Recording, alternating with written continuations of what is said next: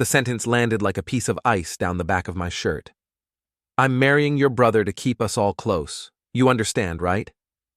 Sloane said it the way people say they're switching phone plans, like the inconvenience is yours, but the decision is already made. She had that calm, practiced smile on her face, the one she used on waiters when the food was wrong and she wanted them to apologize for it. We were sitting at the little two-top in Harper and Finch Café, the place she used to call our spot back when she still believed in pronouns like we. It smelled like espresso and vanilla syrup and the kind of cinnamon they sprinkle to pretend they care. Outside, a wet December wind pushed dry leaves around the sidewalk like it was cleaning up a crime scene. I stared at her for half a second too long, because my brain was doing that thing where it tries to protect you by refusing to translate words into meaning. Marrying your brother to keep us all close. It was almost impressive, like watching someone juggle knives and then ask you to clap. Before we dive deeper into this story, I have one small request. Please subscribe, drop a like, comment, and hit that hype button to boost this channel so more people can discover these incredible Reddit stories. My hands were wrapped around a paper cup of coffee I hadn't ordered.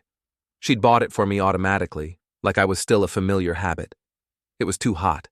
It burned my palms. Somehow that felt appropriate. You understand, right? She repeated, softer, like she was trying to get a toddler to share a toy. I let my eyes drop to the ring on her finger. Not an engagement ring, not yet. Bare skin. But her nails were done.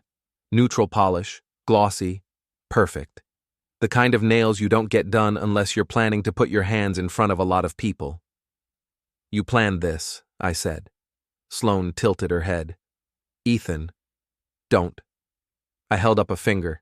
Not angry, not shaking, just a traffic signal. Don't try to say my name like it's a blanket. Her smile tightened, then reset. She had an entire toolbox of expressions, and she cycled through them the way my boss cycled through corporate buzzwords: alignment, synergy, best practices. Sloane's were concern, sadness, patience. Okay, she said. Okay, I get that it's shocking, but if you look at it objectively, I repeated, because if you don't laugh in moments like this, you start seeing the edges of your life like they're made of paper. Sloane leaned forward, elbows on the table, eyes bright. She looked excited. That was the part that hurt. Not devastated, not guilty, excited, like she'd solved a problem. You and Gavin, your family, she said. And I love that. I love that you're close. This way, we don't have to lose anything. We can keep it all. We can keep us all close. I didn't answer right away. I watched her mouth form the words, watched how carefully she shaped them. She was selling me something. Not love, not even forgiveness. She was selling me a role. The supportive ex, the mature adult, the one who understands. I took a slow sip of the coffee. It was bitter. I didn't add sugar. I never did. Sloane used to tease me about that, like it was a character flaw. My mind did something odd. It zoomed out, like I was hovering above the cafe, looking down at two people who used to be in love. Or maybe one person who used to be in love and another person who used to be entertained. 3 years. That number floated up like a receipt you forgot in your pocket until laundry day. 3 years of inside jokes, shared groceries, Sunday mornings. 3 years of her feet on my dashboard while I drove, her head on my shoulder while she scrolled, her voice calling my name in the dark like I was home. And now she was saying she was going to marry my brother, to keep us all close, like a family photo you frame so the cracks don't show. What did Gavin say? I asked. Sloane blinked. He's happy. Happy, I echoed. He's ready, she said quickly, like she'd been waiting to say it. He's ready for stability, for a real... She hesitated, then chose a safer word. For commitment. A real commitment, as if what she and I had been doing was... What? A trial run? Practice? A warm-up act before the main show? In my head, I saw Gavin at 12 years old, standing on the driveway with his brand new bike, looking at my old one like it had been handed down by the gods. Gavin always wanted what I had, not because he loved it, because it was mine. And I had always let him, because that's what big brothers do, right? You give, you shrug, you say it's fine, you don't make things weird. Sloane reached across the table, fingertips brushing my wrist. I didn't pull away, I didn't squeeze back. I just watched her touch me like she was touching a piece of furniture she planned to move later. Ethan, she said softly, I don't want you to think this is about you not being enough. The words were meant to sound kind. They landed like a boot. I kept my face still. My body went cold in a way that wasn't about the December wind. So what is it about? I asked. Sloane's eyes flicked, just once, to the window, to the street outside, like she expected someone to be watching, like she was checking the world's reaction. Then she looked back at me. It's about the future. There it was, the capital F future, the thing people use to justify anything from layoffs to cheating. And what am I in your future? I asked. Her lips parted. She almost said something true. I could see it, something blunt and ugly and honest. Then she didn't. Your family, she said instead. I stared at her and a laugh almost slipped out. Not because it was funny, but because my brain needed an exit ramp. You're not even engaged yet, I said. Sloane's cheeks colored a little. We will be. Soon. How soon? Her pause told me everything. Soon enough, she said. There was a world of planning in those 3 words. Spreadsheets, dates, conversations, secrets, and I hadn't been in any of them. I set my coffee down carefully. The lid clicked against the rim, a tiny sound, but it felt loud, like a gavel. Sloane watched me, eyes searching my face for the reaction she expected. Rage, begging, bargaining. Tears. A scene.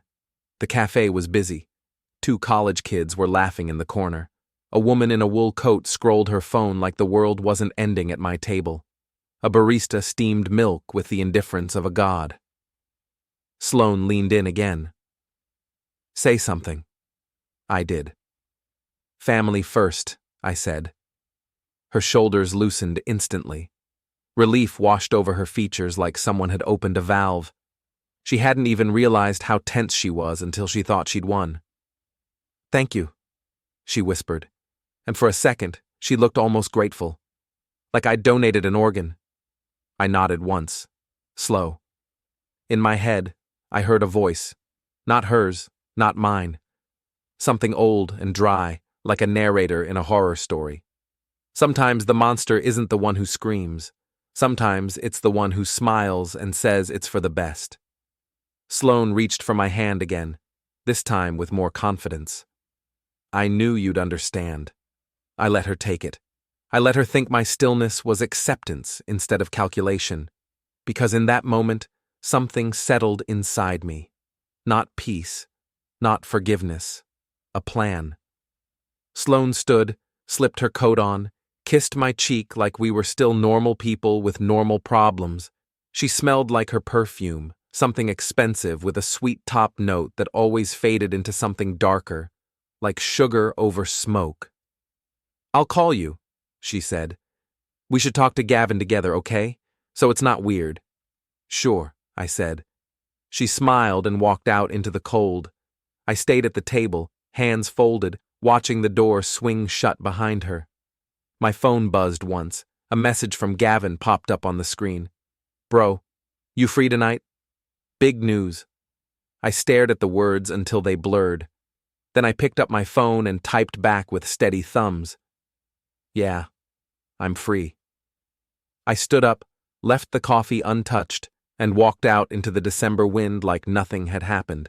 But inside, something had. Because if Sloane wanted to keep us all close, I could do close. I could do family. And I could do it better than she ever could. My phone buzzed again before I reached my car. A second message from Gavin. Also, don't freak out. I smiled so hard my jaw ached. Then I got in the car and drove toward my brother's house, already hearing the future clicking into place like a lock. When people betray you, they expect tears. Sloane expected tears. That was her first mistake. The second was thinking my brother's house would feel like neutral territory. Gavin lived 10 minutes away, in a newer subdivision where every porch light looked like it came from the same catalog, and every driveway held a car that screamed monthly payment. His place was bigger than mine, cleaner than mine, and somehow emptier, like a set built to resemble a life.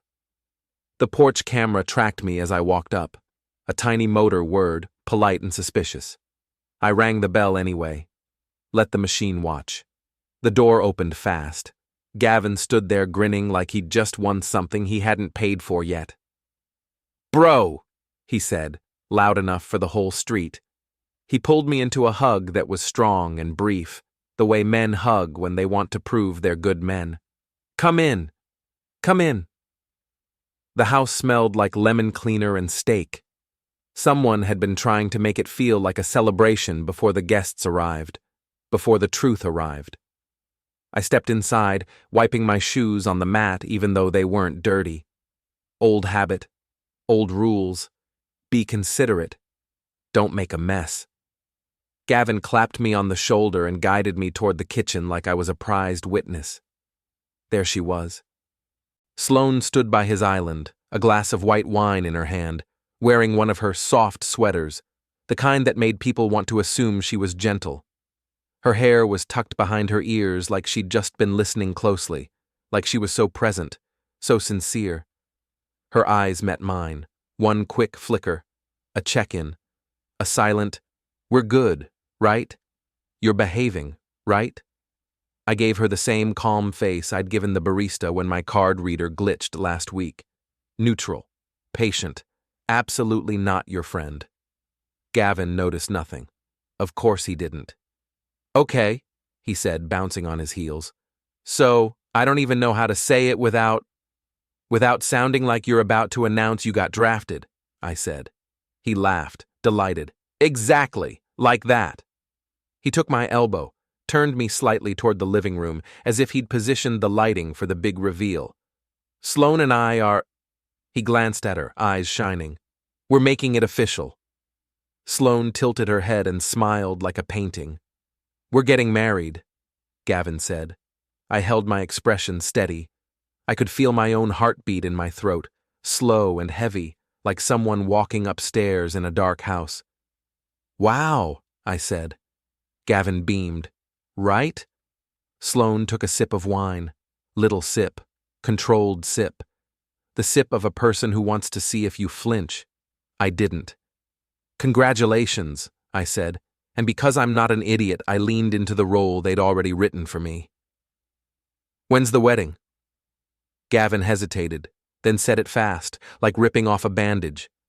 3 weeks. Even Sloane's smile changed at that. Just a hair, like she was proud of the number, like it was a move in a game. 3 weeks, I repeated, letting it settle. Gavin watched my face the way people watch weather. We wanted it small, simple, not a huge thing, just family. There it was again. That word. The one they were using like a shield. Sloane set her glass down and walked closer. Her voice went soft, sweet. "We didn't want to drag it out. Life's short."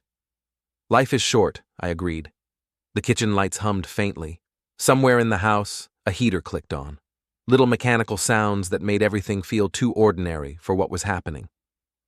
Gavin reached into a drawer and pulled out a folder. A literal folder. Like he'd brought paperwork to his own love story. "We already booked the venue," he said, flipping it open. "It's the Lakeside Lodge. You know the one? The one by Miller Lake?" I knew it. Everyone knew it. It was where people got married when they wanted nature without discomfort. String lights, pine smell, and a dock that looked perfect in photos. "Nice," I said. "And," Gavin added, leaning in like it was the best part, "I want you to be my best man." Sloane's eyes stayed on me, Not pleading, measuring. This was the moment she'd been waiting for. The moment I was supposed to accept my assigned costume and smile for the cameras. In my head, something dry and sarcastic whispered, "Congratulations, Ethan. You've been promoted. Same job, worse benefits." I looked at Gavin, my brother, the kid I'd driven to practice, the teenager I'd covered for when he came home smelling like cheap beer and panic, the man standing in his bright kitchen, grinning like he'd finally caught up to me. "Family first," I said again. Gavin exhaled like he'd been holding his breath for days. "I knew you'd be cool. I told her you'd be cool." Sloane's shoulders loosened a fraction. She smiled with her teeth now, victory teeth. Then Gavin did what Gavin always did when he was excited. He started talking too much. "We're keeping it classy," he said, waving the folder. "No drama, just a nice day. Mom's losing her mind in a good way. Dad's dad." He laughed, then lowered his voice. "And the best part? Sloane's got everything planned, like everything. She's a machine." Sloane laughed softly. "A nice machine." "A machine that makes my life better," Gavin said, and looked at her like she was salvation. I watched them together. How she angled her body toward him. How she let him look at her like that. How she accepted it like payment. And I thought, he has no idea he's not marrying a person. He's marrying a decision. The house grew louder as more family arrived. My mother swept in first, carrying a store-bought pie like it was proof of love. My father followed, already half annoyed and half proud, the classic combination. When Mom saw me, she froze for half a second, the tiniest pause, the flicker of guilt that people get when they know they're complicit in something and they don't want to name it. Then she pasted on a smile. "Ethan, honey." She hugged me like she could squeeze the awkwardness out of the air. "Isn't this wonderful?" she said, stepping back and holding my arms. "Isn't this just wonderful? We're going to be such a close family. Close, close, close." It was starting to sound less like love and more like a threat. I smiled politely. "Yeah, Mom. Wonderful." The living room filled up. Aunts, cousins, people showing up for the headline, not the truth. Gavin popped open a bottle. Someone put music on. Everything got that slightly too loud, slightly too bright energy of forced celebration. Sloane moved through it like she belonged. She always did. At one point, she drifted close enough that her sleeve brushed my arm. No one noticed. That was her talent, doing things in plain sight and making them invisible. "You're doing great," she murmured, barely moving her lips. I looked at her. "Am I?" Her smile didn't shift. "I knew you'd be mature." "Mature," I said quietly. "That's one word for it." Her eyes narrowed just a fraction. Then she softened again, because she was always careful with her edges. "After dinner," she said, still smiling at a cousin across the room, "we should talk about the speech. Best man speech. We want it positive." I let a beat pass. "Of course." She squeezed my arm, light, proprietary, and moved away. I watched her go, and for a second, I saw something else behind her calm. Not fear, not remorse, control. Later, while everyone was busy arguing about centerpieces and guest lists, Gavin pulled me toward the hallway. "Hey," he said low, "I want to show you something." He led me into his office. Small room, desk, family photos on a shelf, a framed picture of him and me at some baseball game years ago, both of us sunburned and smiling like nothing bad could ever happen. He shut the door. The sudden quiet felt like stepping into a different world.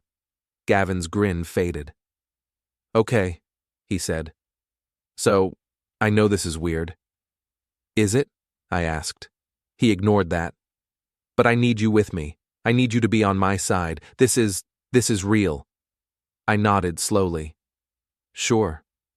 He sat at his desk and opened his laptop. The screen glowed on his face, turning him pale.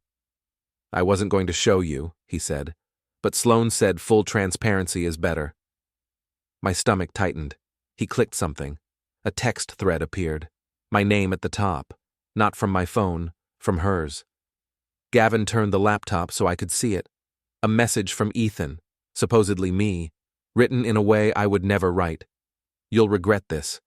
I swear to God you will. Then another.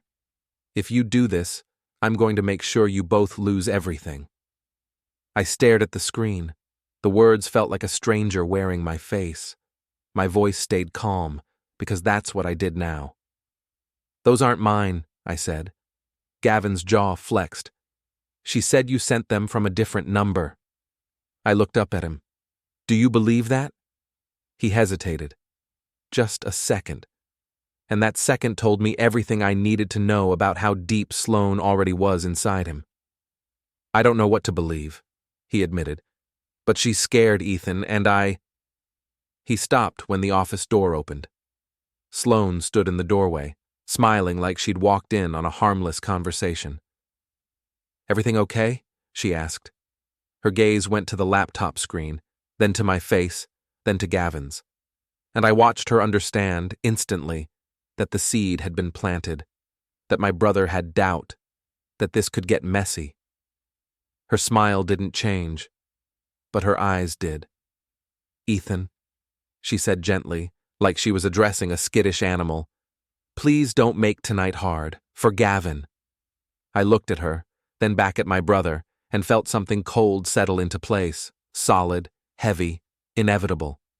Sloane had started preparing for my reaction before she ever told me the truth. She'd built a story where I was the villain, and she'd handed it to my family like a gift. Gavin swallowed. Just tell me, he said, voice rough. Are you going to do something? I met his eyes, and before I could answer, my own phone buzzed in my pocket. One notification, unknown number. A single line of text. Be a good best man, or your brother gets hurt. I didn't show Gavin the message. That wasn't mercy. That was strategy. I slid my phone back into my pocket and kept my face calm, the way you do when you smell gas but don't want the person lighting the match to notice. I'm not going to do anything, I said. I'm your brother. Gavin sagged with relief, like a man who'd just been told the bridge probably wouldn't collapse. Good. Good. That's all I needed to hear. Behind him, Sloane watched me the way chess players watch hands, not faces. I left shortly after. Lots of hugs, lots of smiles. My mother kissed my cheek and whispered, "Thank you for being so understanding." Understanding. Another word people use when they mean quiet. Outside, the air was sharp enough to wake me up fully. I sat in my car for a long moment, hands on the wheel, breathing in slow counts like I was diffusing something strapped to my chest. Then I took my phone out again. Unknown number. I didn't reply. People who threaten you want engagement. Silence is its own language. I drove home instead, letting the neighborhood lights slide past like a slow parade of mistakes. At a red light, my phone buzzed again. A photo this time. A man's hand on Sloane's thigh.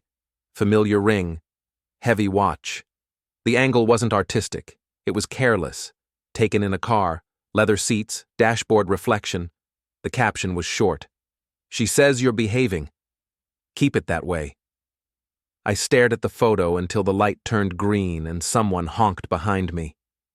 The funny thing was, the picture didn't hurt. What hurt was the assumption behind it, that I was manageable. At home, I locked the door, kicked my shoes off, and sat at my kitchen table with the overhead light on. This was the part people skip in stories. The quiet, the inventory.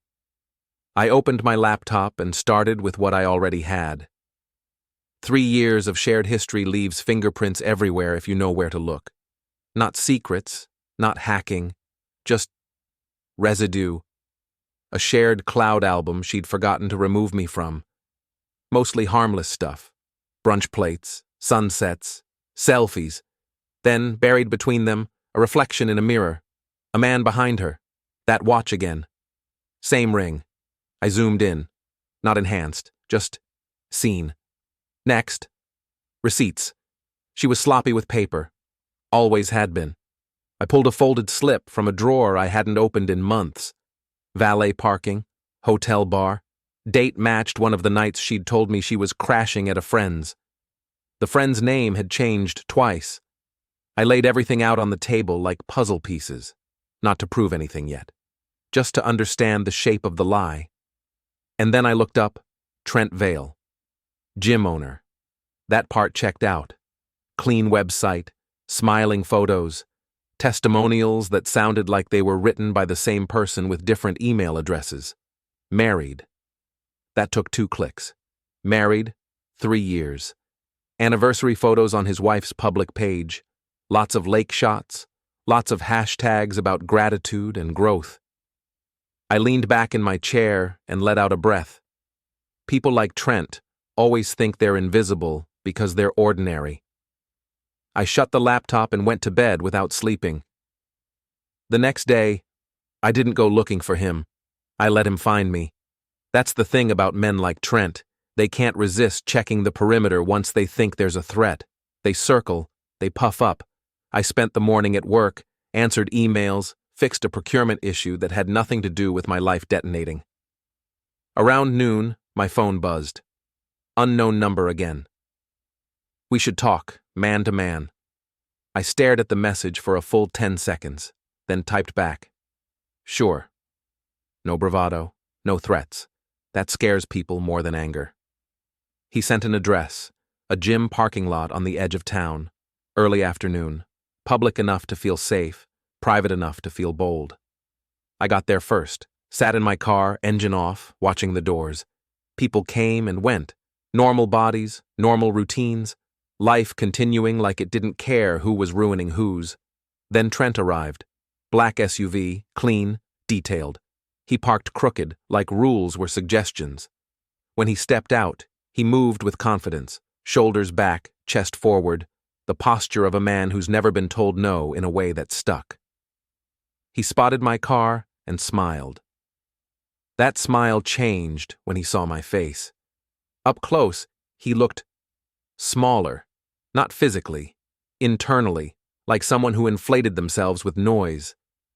He walked up, leaned against my open window without asking. So, he said, you're Ethan. That's what it says on my license, I replied. He laughed like I'd told a joke. Look, man, I don't want problems. You're married, I said. His smile twitched. It's complicated. It always is, I said, until it isn't. His eyes hardened. Sloane told me you were smart. She didn't mention you were this. This? I asked. Calm, I shrugged. I had coffee. He leaned closer. I could smell his cologne, expensive, over-applied. You need to let this go, he said quietly. For your own good.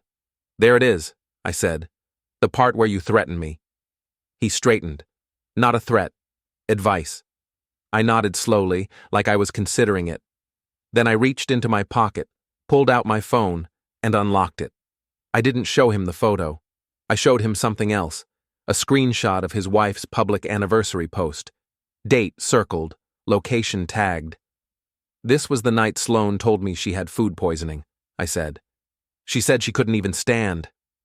Trent's jaw tightened. You don't want to do this, he said. I already am. For the first time, I saw something flicker behind his eyes. Fear, not panic. Fear's quieter cousin. He pushed off my car. You say anything, I'll bury you. I smiled, not wide, just enough. With what? I asked. Your reputation? His hand curled into a fist. I watched it, catalogued it, filed it away. Then I said softly, here's what's going to happen. You're going to leave me alone. You're going to stop contacting Sloane. And you're going to hope I don't feel like explaining your time management skills to your wife. He stared at me like he'd misheard. You don't control me, he said. No, I agreed. I don't. I closed my door, started the engine, and pulled out slowly, deliberately, like nothing he'd said mattered. In my rearview mirror, I saw him standing there alone, phone already in his hand. That night, his SUV disappeared from the gym's lot. And that night, while I slept for the first time in days, something very small and very important happened. He got scared. 2 days later, I found his car. Not wrecked, not damaged, just embarrassed. Illegally parked overnight in a loading zone downtown. I knew the street, knew the signs, knew enforcement was ruthless after midnight. I didn't touch the car. I just made a call. By morning, it was gone.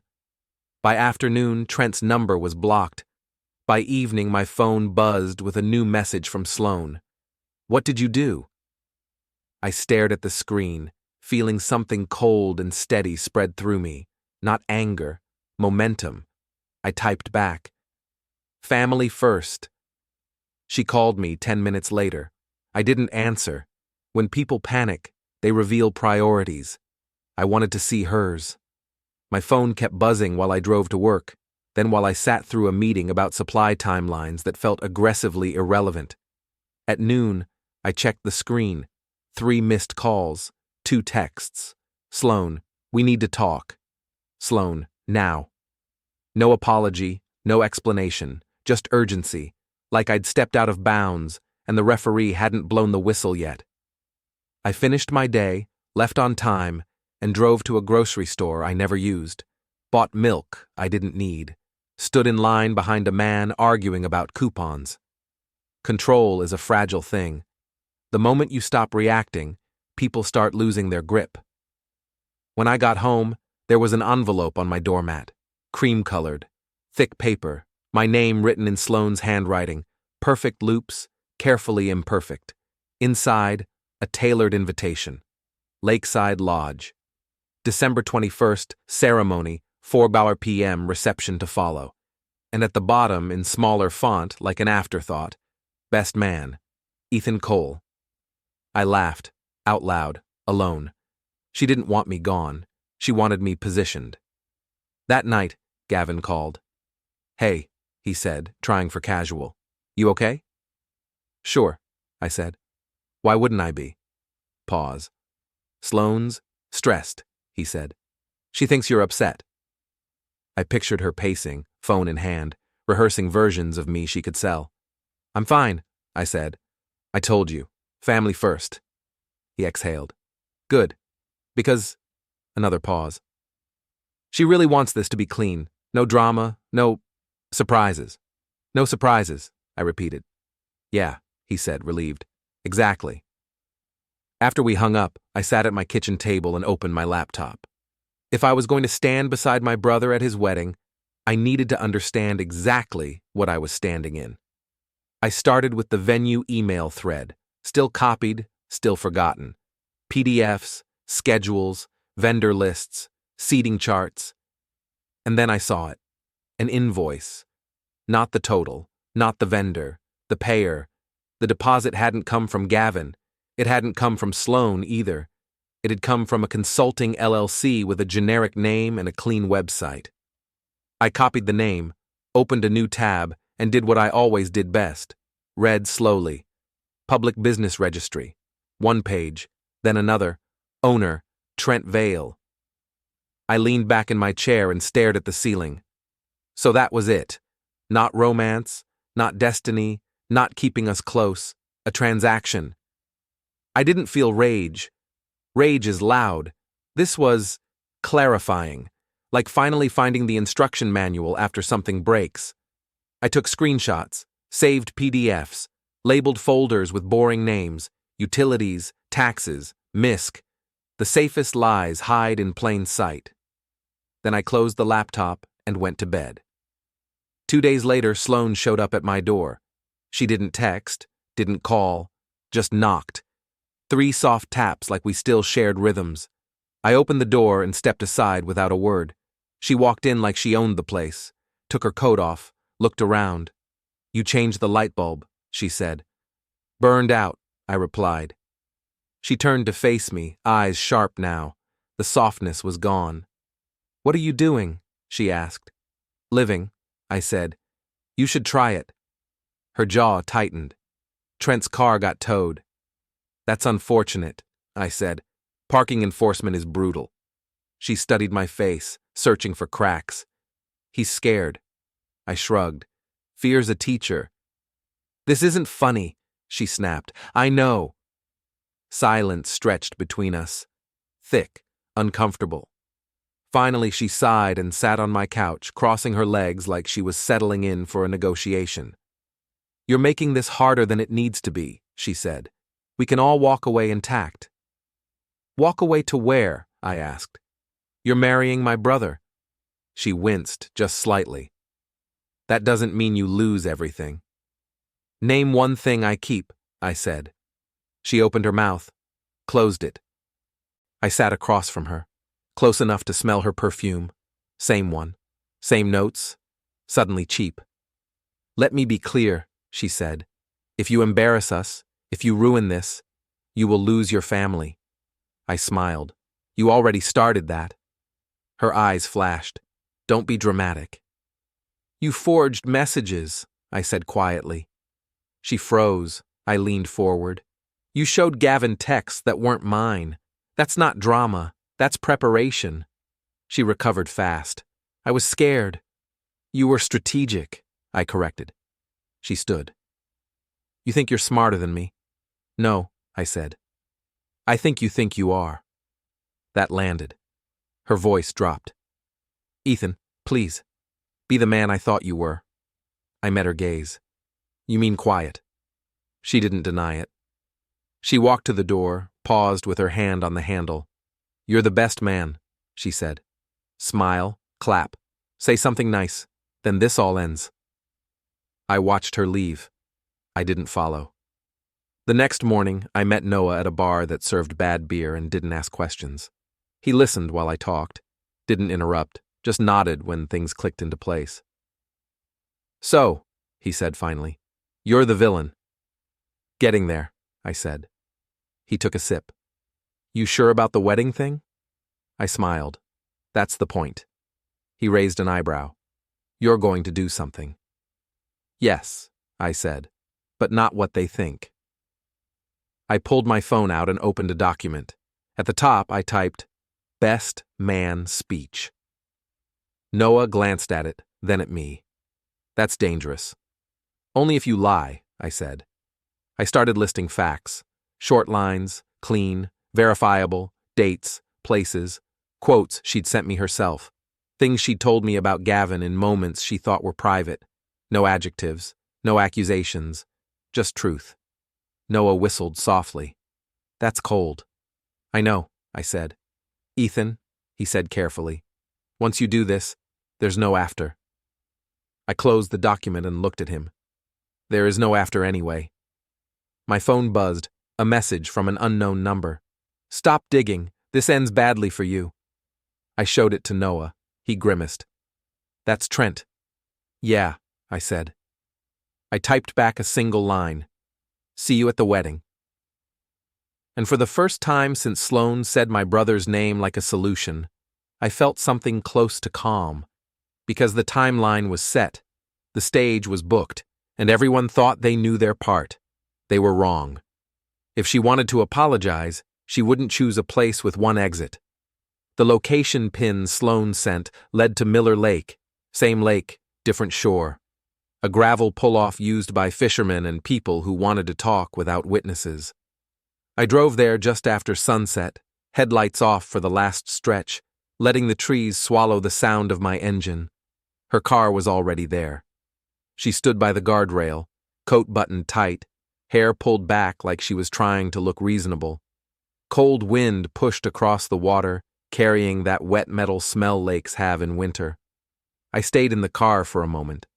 Not because I was afraid, because timing matters. When I stepped out, she flinched. Just a little. You came, she said. You asked, I replied. She hugged herself, shivered theatrically. I didn't want to do this over the phone. Because phones remember, I said. She ignored that. Trent's spiraling. You need to undo whatever you did. I parked legally, I said. That's my undo. She took a step closer. This is getting out of control. You started out of control, I said. I'm just labeling boxes. Her eyes hardened. You think this is about money. I think it's about leverage, I said. Silence. The lake slapped gently against the rocks, rhythmic, patient. You always do this, she said finally. You reduce everything to systems, motives, inputs. That's how reality works. She exhaled sharply. Fine, you want honesty? Yes. She stepped closer again, voice low. Gavin gives me stability, the name, the family, the future. And Trent? I asked. She smiled without humor. Trent gives me excitement and resources. There it was. Not love, not even romance. A portfolio. And me? I asked. Her gaze slid away. You were safe. That word again, like a padded room. Before I could answer, headlights swept across the pull-off. A vehicle rolled in fast, gravel crunching loud in the quiet. Black SUV, Trent. Sloane's head snapped up. What is he doing here? You invited him, I said. She stared at me. I didn't. The SUV stopped too close. Door flew open. Trent stepped out, breath fogging, jaw tight. This needs to end, he said. I stayed where I was. You're trespassing. He laughed, too sharp. On public land? He moved toward me, fast, angry. The kind of movement meant to make people back up. I didn't. He stopped inches away. I could see a vein jumping in his neck. You think you're clever, he said. You think words can protect you. I glanced past him to Sloane. Is this your solution? Bring muscle? She looked genuinely startled now. That was new. Trent, stop, she said. This isn't... He turned on her. You said he wouldn't push. She took a step back. That was the moment everything clicked. Trent wasn't the danger. He was the tool. I raised my voice, not yelling, just enough to carry. There's a camera on that pole, county traffic feed. Trent froze. I didn't know if there was, but he didn't either. You touch me, I continued calmly, and your wife gets a call tonight, with timestamps. He stared at me, chest heaving. Then, sirens, distant. Not for us, but close enough to remind everyone how fast things turn official. Trent swore and backed away. This isn't over. No, I said, it's scheduled.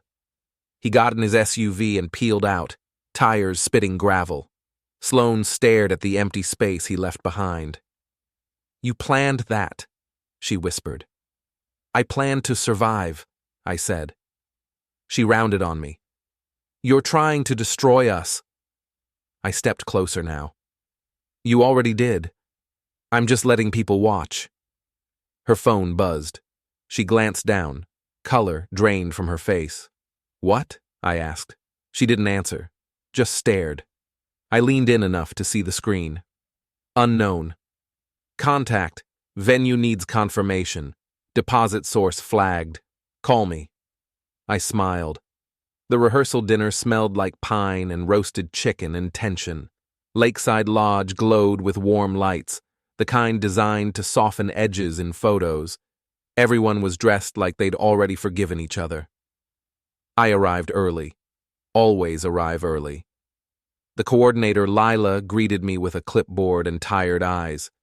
You're the best man. That's what they tell me. She hesitated. Quick question. Do you know Mr. Vale? Casually, I said. She lowered her voice. His name came up in our audit. Nothing illegal, just complicated. I hear that a lot, I said. She nodded, relieved someone else was holding the weight. Inside, Sloane floated from group to group, radiant, composed. If you didn't know better, you'd think this was a love story. Gavin found me near the bar. Hey, he said, uneasy. We need to talk. We stepped into the hallway. Same spot he'd shown me the fake texts. She told me you've been threatening people, he said. I looked at him.